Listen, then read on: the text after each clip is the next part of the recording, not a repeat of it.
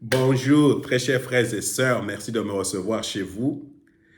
C'est encore une fois votre frère, le frère Raphaël, merci. Nous voulons partager encore sur ce sujet de on ne se marie pas à cause de l'amour. Hmm.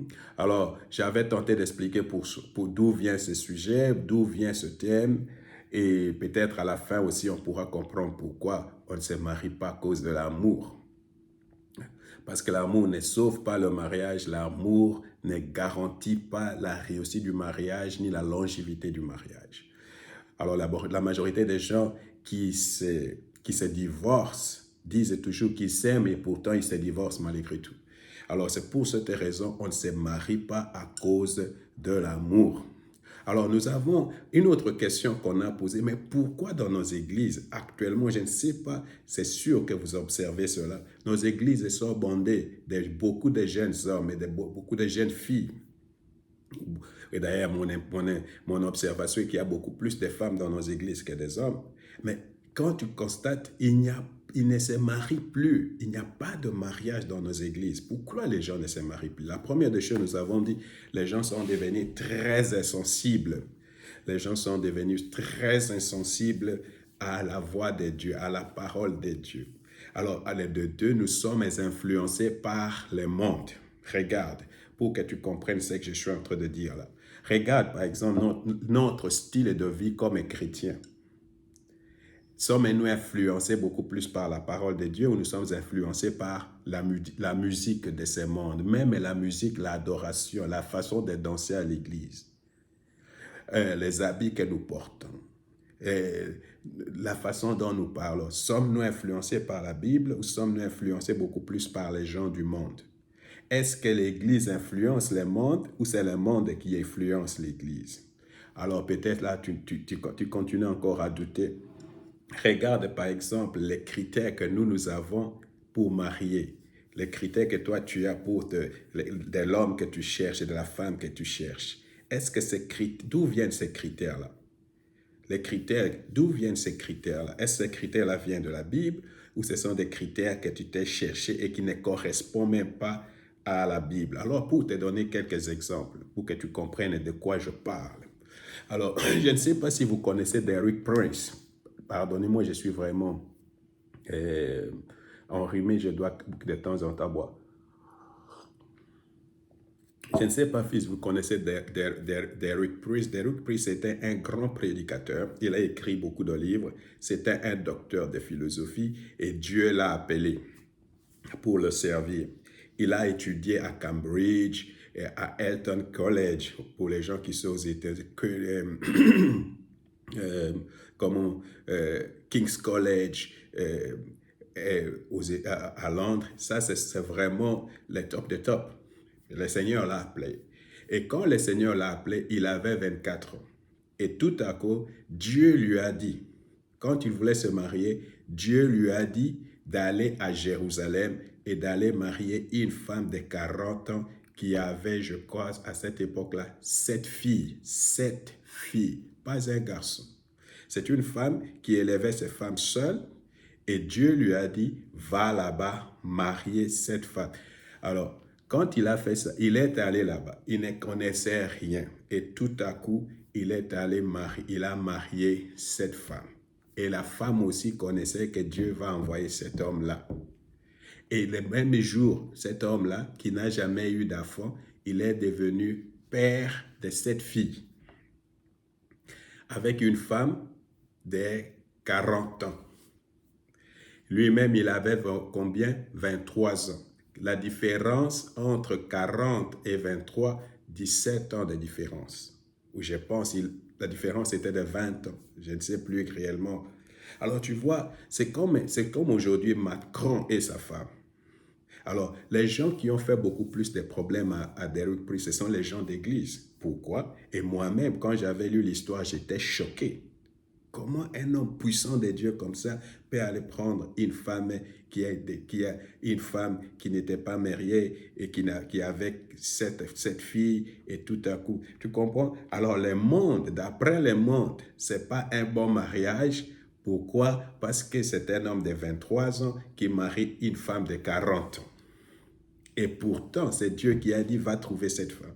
La même chose aussi, beaucoup de gens lisent l'histoire d'Osée dans la Bible. Beaucoup de gens, en lisant l'histoire d'Osée, Dieu a dit, va prendre la prostituée.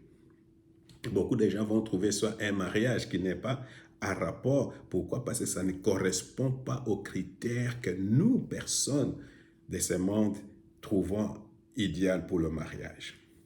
Dans nos églises, il y a des femmes qui ont des enfants, des femmes veuves, des femmes divorcées, des bonnes femmes, des beaux caractères divorcés, des femmes seules ou des femmes âgées ou des femmes qui sont divorcées et qui ont des enfants ou des femmes veuves qui ont des enfants ou des femmes seulement âgées qui n'ont pas d'enfants.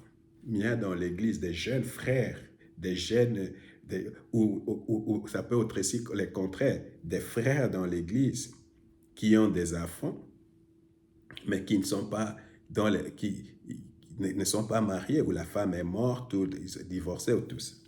Mais le Seigneur peut te dire, va marier cette femme, ou va marier un homme avec deux enfants, ou va marier une femme veuve, ou une femme divorcée.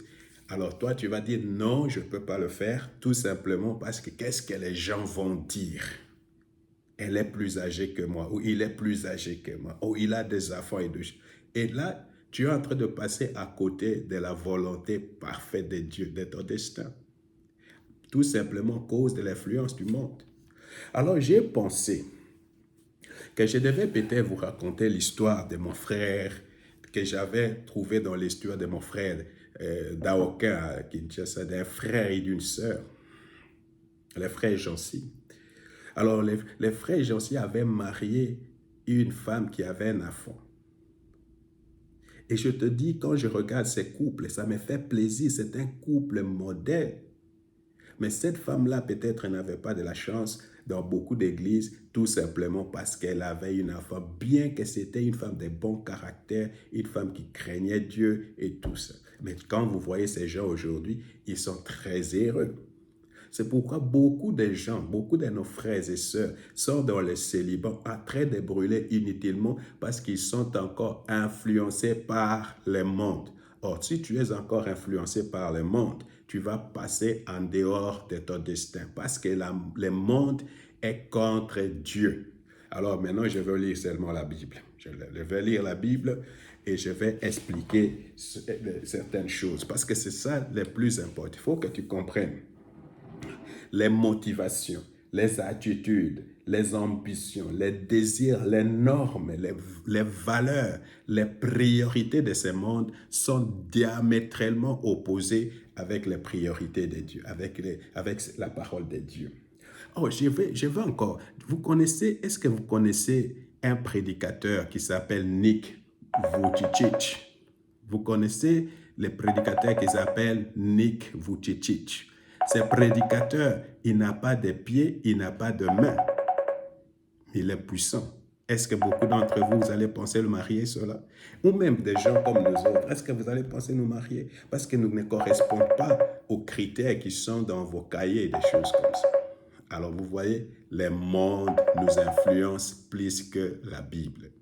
Alors, je veux revenir et je veux lire la parole de Dieu. Je voulais tout simplement vous donner quelques exemples pour que vous voyez combien nos critères, combien nos standards, nos valeurs nous empêchent de nous marier et de nous marier d'après la volonté de Dieu. Parce que Dieu peut te donner quelqu'un, mais tu vas regarder le monde et tu vas dire vraiment, les gens vont réagir mal, les gens vont dire pourquoi comme ça, comme ça, comme ça, pourquoi tu dois marier un handicapé, des choses comme ça.